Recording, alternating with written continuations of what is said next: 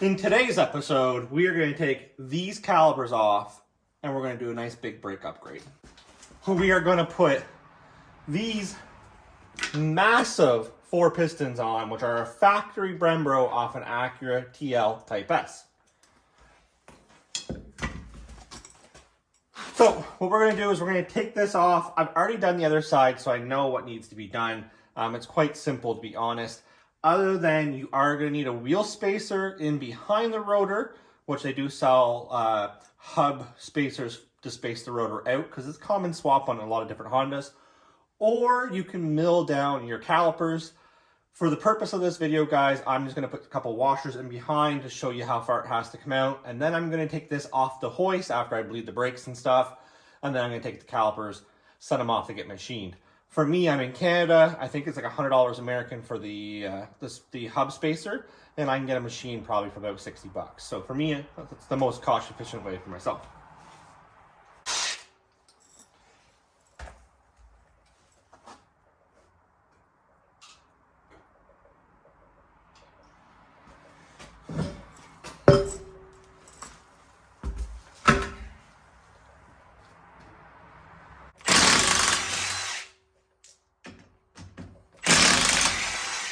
Now, if you were watching the other video, you will know that our rims are 5x120.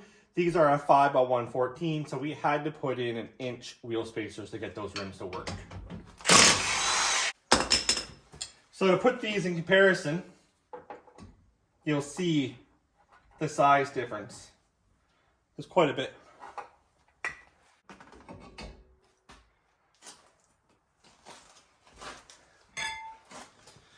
So here's the size of the new rotor. To give you guys an idea, here's the old rotor.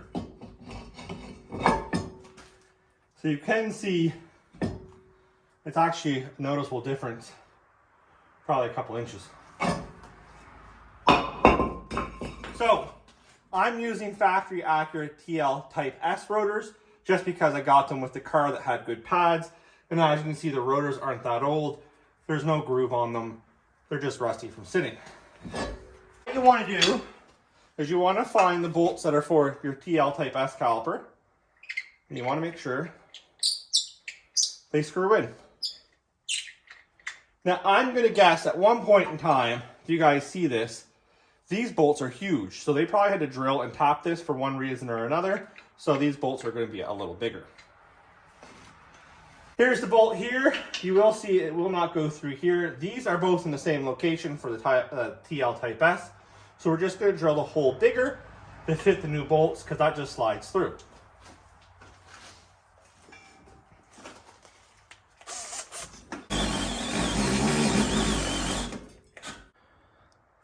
So you'll see that's the top hole there, all the way through.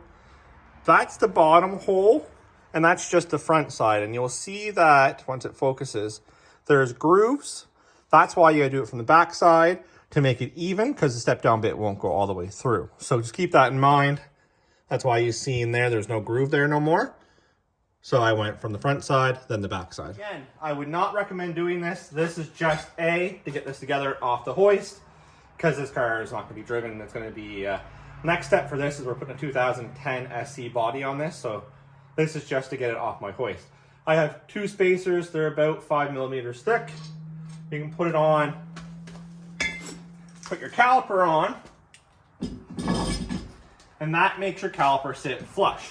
Now, it will sit flush without the rotor, without your, that makes your rotor sit flush.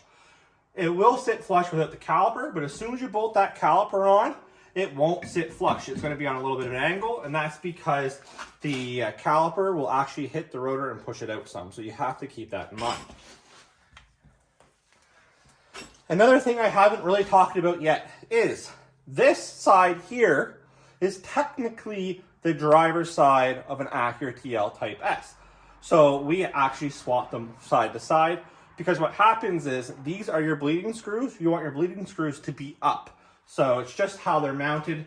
It really doesn't matter if it's left side, right side, whatever the case may be. But you got to keep that in mind.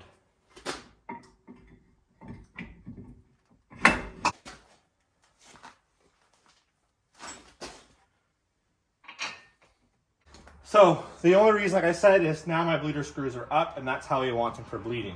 We're gonna have to make new back brake line anyways. This is the Acura Type L flex line, which I am gonna use. I'm gonna show you how I'm gonna mount that on this side. So it's gonna be hard for you guys to see, but right in here is the factory flex line and the factory hard line off the caliper.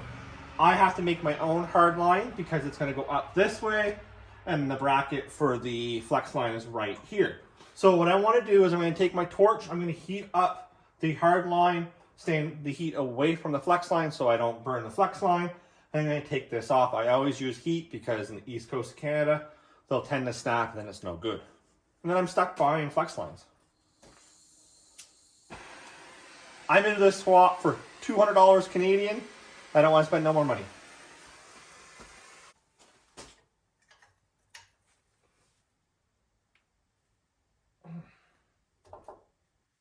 So far, meh, so good. I haven't taken the factory TL hard brake line off or flex line off because it's hard to do it with one person. So I'm going to wait for my friend who's coming to help me bleed the brakes so he can just hold it with a wrench or vice grips when I take it off, because I don't want to heat it up too much that the actual hose here melts and comes off, because I need to use that flex line. So I did put on my wheel spacer, and it looks like, as you see there, I broke a stud. So I have to go to Napa, get a stud. I need to get some brake clean anyways. So that's something on the list of things to do in the next video, is change the stud. My rear adjustable camber arms came in so I can get my toe out, because there's a little bit of toe on this where it's slammed to the ground on the teen coilovers, which you see are right here. And I do have camber bolts for the front, so I can take it in front alignment. So that's going to be the next video as well. So right now, as you see, it is on. Again, the washers are very temporary. That's just so I can finish this video up, get it moving. It's the same as a spacer, but that's on you if you want to do that.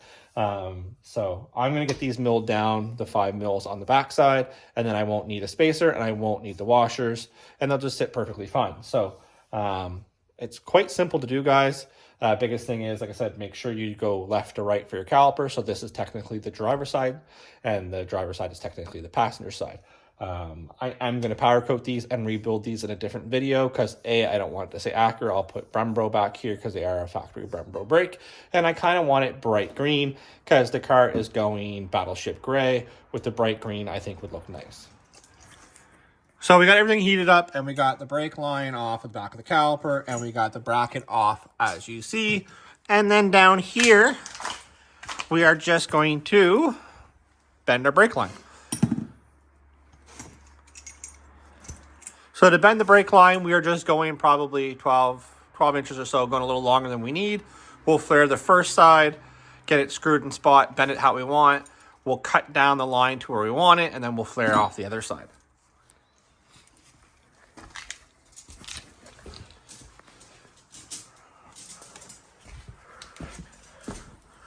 So when Jeff is doing that, I do apologize about the light, but you will see here, there is the factory TL Type S flex line going into the factory brake line. And then you'll see there is the new brake line that we put on. It's really hard to see because Jeff's literally below me right now, but it goes into the caliper, goes up, around, and over. So super, super easy. Don't really need a lot of special tools for this, but it had to be done. So you got to make sure you do have the proper tools to flare a brake line, cut a brake line, because you need to cut it. We're using 3/16 line, which is just a standard size line for these. Once this is done, we're going to bleed it. I'll show you us bleeding it. And then this is done until the actual adapter shows up, or if we decide to mill it. I think milling it's going to be our way to go, just because we can do it locally. It can be cheaper. The exchange rate's like probably 34 cents on the dollar, plus shipping. So even if the spacers were 100 American, that's 134 Canadian, plus shipping's probably $30, $40 American. I'll be into my spacers for more than I paid for this whole brake setup, which is $200 Canadian. So you got to keep that in mind.